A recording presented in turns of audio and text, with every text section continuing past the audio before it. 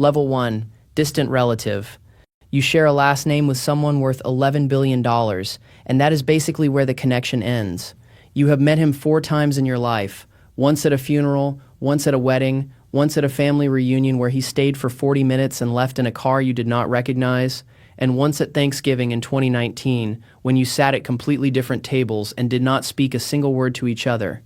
You grew up hearing about him the way most families talk about someone who moved far away, in stories, in the third person. Your aunt would mention him at holiday dinners as if he were a weather event, something large and distant that occasionally affected the atmosphere, but never touched you directly. Then a news article runs. His company goes public. His face is on the cover of a magazine at the grocery checkout, and suddenly, people who have known you for years start asking questions. Your coworker pulls you aside one Monday morning and says, "Hey, is that the same guy with your last name?" Your neighbor brings it up at the block party. A guy you went to high school with sends you a Facebook message for the first time in 11 years. You are not wealthy. You drive a used car, you have a mortgage that keeps you honest, and you eat lunch at your desk most days. But now you carry this invisible asterisk everywhere you go. People do not treat you differently exactly, but they notice. And once they notice, something shifts in how they see you, even if nothing in your actual life has changed by a single dollar. The money does not reach you. There are no checks, no calls, no invitations to anything. You are related the way a raindrop is related to the ocean. Technically connected, practically irrelevant. But everyone around you has decided the connection means something, and there is nothing you can do to convince them otherwise. You are not in his world. You are just close enough to the edge that other people think you might be. Level 2. Extended family. Weddings and funerals are different now. Not dramatically, not in ways you can easily explain to someone outside the family, but different in the way a room changes when a certain person walks into it. There is a shift in posture, a slight rearrangement of attention, a moment where everyone recalibrates without saying so out loud. You get invited to things you did not use to get invited to. A birthday celebration at a restaurant that requires a reservation 3 months in advance. A holiday gathering at a house so large that you get briefly turned around looking for the bathroom and end up in what appears to be a secondary living room that nobody uses. The food is excellent. The wine appears without being ordered. People on staff refill your glass before you realize it was getting low. The gifts going the other direction are generous in a way that is hard to process. Your kid's graduation present is an envelope with a check inside that your spouse has to confirm twice before believing the number. It is not enough to change your life, but it is enough to notice, and noticing it makes you feel something complicated that you do not have a clean word for. Gratitude is part of it. So is something quieter and harder to name, a faint awareness that the gesture cost the person giving it nothing at all, which makes the weight of it strange to carry. You are not close. You do not have the phone number. You would not call even if you had it. But occasionally, in a group setting, you end up in a conversation. He is, to your surprise, a normal person when the cameras are not pointed at him. He asks about your job. He seems to mean it. You drive home afterward and spend 45 minutes telling your spouse everything he said, replaying it with the focus most people reserve for a job interview. The proximity is real but thin. You are inside the orbit without being close to the center. The warmth you feel is borrowed. It is the warmth of standing near a fire that belongs entirely to someone else. Level 3. Cousin. You grew up in the same family, went to the same reunions, have the same grandparents and the same framed photographs on the same walls. But the paths split early and kept splitting, and now the distance between your lives is harder to measure than miles. Sometimes the family vacations include you. A house rented for a week somewhere that you would never be able to afford on your own, where the cost of a single dinner is more than your monthly grocery budget. You are grateful. You are also aware, in a low-level and constant way, that you are a guest in a version of life that was not built for you. You start meeting people through these connections that you never would have encountered otherwise. A conversation at a family event leads to a phone call, which leads to an introduction, which eventually leads to an opportunity that changes the direction of something important. A job you would not have heard about. A contact who opens a door that would have otherwise stayed closed. The access is real, even if it comes with an expiration date. It works for as long as you are standing near the right person, and then you are on your own again. You love your cousin. The relationship is genuine, rooted in shared history and real affection. But something has changed in the architecture of the thing. The conversations that used to go anywhere now have invisible ceilings. There are topics that you instinctively avoid because they would surface the gap too directly. You do not talk about money, about stress, about what things cost. You talk around the edges of your actual lives and call it catching up. The doors open slightly, not all the way, not in the way they open for someone inside the inner circle, but enough that you can see what is on the other side, and seeing it changes what you want, which is its own kind of problem. Level 4, niece or nephew. You are young enough that this is simply the world as you have always understood it. You did not watch the wealth accumulate. You arrived into it the way you arrive into a language, by absorption, without any memory of not knowing it. The school you attend is private and serious and costs more per year than most families spend on a house. Everyone around you is the child of someone significant, so the weight of last names is distributed evenly enough that no single name stands out. You have not yet developed the vocabulary to understand that this environment is unusual. It simply is. Your uncle or aunt appears at family events carrying the specific gravity that comes with being recognized everywhere. Adults adjust when they enter a room. The conversation reorganizes around them without anyone acknowledging it. You watch this happen enough times that you start to understand, at some level you cannot yet articulate, that influence is a real and physical thing. It is not loudness or charm, exactly. It is something more like mass, something that bends the space around it. There are opportunities that materialize in your direction, a summer internship at a company that does not post publicly for summer interns, an introduction to someone whose name your friend's parents say with a particular kind of reverence, a recommendation letter that opens a door that would otherwise require years of work to approach. You earn these things, or you try to, but the trying happens on a playing field that was already tilted in your favor before you showed up. The weight of expectation is early and ambient. You are not pressured directly. It is subtler than that.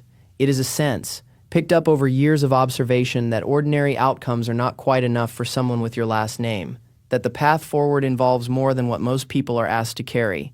You are still figuring out whether that is a gift or a burden, and the honest answer is that it is both, and the ratio shifts depending on the day. Level 5, sibling. You grew up in the same house, shared the same parents, fought over the remote control, and knew each other before either of you were anything. That foundation is real. It does not disappear, but something has been built on top of it that changes the shape of everything underneath. Your sibling is worth more money than you will ever be able to fully comprehend, and you are not poor. You have done well for yourself by any reasonable measure, but every profile, every article, every industry event where you introduce yourself begins with the same gravitational pull toward a single fact about your family. You have built something. It is yours. And the first question is always about them. The access is direct. The phone calls get returned, sometimes within the hour. The introductions happen at a level where most people spend years trying to reach the lobby. When you walk into a business meeting and someone connects your last name, the temperature of the room changes in your favor before you have said anything of substance. You know this. You use it when you need to and resent needing it when you do. The business conversations that include you are real, but they carry a subtext. There is always a version of the question, hanging unspoken in the air, how much of this is yours and how much of it is borrowed? You have spent years trying to answer that question on your own terms. Some days the answer satisfies you. Other days you are back at the beginning, working to prove something to an audience that has already made up its mind. The relationship with your sibling is the most complicated thing in your life that you will never fully explain to anyone outside it. You love them. You are proud of them. You would defend them without hesitation to anyone who asked. And there are moments, private and passing, where you wonder what your life would look like if the scoreboard did not exist. If you were just two people who grew up in the same house, measuring each other by something other than net worth. You do not linger in those moments, but they come. Level 6, parent. You did not sign up for any of this. You raised a child. You drove to school events, and sat through recitals and made lunches and argued about homework and did everything that parents do when they are simply trying to raise a decent person. The wealth was not the goal. The wealth arrived later, sudden and enormous, and it rearranged everything around you without asking your permission. Your life is secure in ways that you never anticipated and would never have thought to want. The house is larger than you need. There is staff. There is a security arrangement that required a series of meetings with professionals who used language you had to ask them to repeat. You are grateful for all of it. You are also aware, in a way that is difficult to explain to people who have not experienced it, that comfort and ease are not the same thing as peace. The house is quiet in a way that a house full of people should not be. The staff is courteous and efficient and completely unknowable. You live inside a machine that runs perfectly and belongs to your child, and you are one of its components. Major decisions now carry weight that extends far beyond your household. A public statement, a business move, a piece of news managed poorly, and the entire family feels it. Your name is attached to something much larger than yourself, and protecting it has become a kind of job that nobody formally assigned you but that occupies real space in your life. Your other children, the ones who did not become the billionaire, navigate their own versions of this. Some handle it with grace, some carry something harder. The family dynamics that used to be simple, the ordinary friction of people who know each other too well and love each other anyway, have acquired new textures. There are things that do not get said at dinner. There are alliances and distances that did not exist before.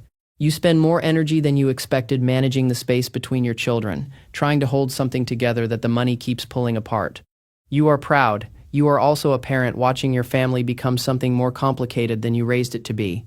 Those two things live side by side, and neither one cancels the other out. Level 7. Spouse. You met before the billions. That matters, and you remind yourself of it more often than you probably should. You knew the person before they became the institution, and the version of them that exists in your memory, over coffee at a kitchen table, arguing about something small and forgettable. That version is still the one you are oriented toward. Whether the person standing in front of you today maps onto that version is a question you have learned not to examine too directly. Your life is extraordinary by any measure that most people would apply. You travel in ways that bypass the ordinary friction of airports and queues and delays. You attend events where the other guests are names that most people encounter only in headlines. The foundation you run deploys more money in a single quarter than most nonprofit organizations see in a decade. The work is real and the impact is real, and you take it seriously. But your calendar is not yours. Your movements require coordination and advance notice and a small team of people whose job is to manage the logistics of your daily existence. Your public appearances are prepared for, analyzed afterward, and filed somewhere as data points in a larger strategy. An opinion expressed carelessly, a photo taken from the wrong angle, a charitable choice that maps onto the wrong political reading, and the machinery kicks into gear, assembling the response, smoothing the edge, managing the perception. The marriage is a partnership and also, in its way, a merger. The two things are not always easy to separate. There are conversations that belong only to the two of you. There are also conversations that belong to advisors, to PR teams, to estate lawyers who speak in a vocabulary that still occasionally catches you off guard despite years of fluency. You have learned to hold both kinds of conversation with the right people and not to confuse the two. You love your spouse. You are committed to the life you have built together. You are also, some mornings, the person standing at a window in a house that required an architect and a 3-year construction timeline, drinking coffee and trying to remember what you wanted before any of this was possible. Level 8. Child. You have never known anything else. That is the whole of it. That is the thing that separates your experience from everyone else in this family, from the distant cousin wondering why strangers are asking about their last name, from the sibling quietly building something they can call their own, from the parent watching the dinner table get more complicated every year. You arrived into this world, and this world was simply the world, the baseline, the normal. The school you attended from the beginning had a waiting list that your parents navigated before you were old enough to understand what a waiting list was. The network you grew up inside, the names, the connections, the rooms you walked through as a child on the way to somewhere else, that network is woven into the fabric of your life in ways you cannot fully audit because you have never stood outside of it. The expectations are not stated. They do not need to be. They are architectural. They are built into the size of the rooms and the weight of the name and the fact that when you walk into any professional setting for the first time, someone already knows who you are.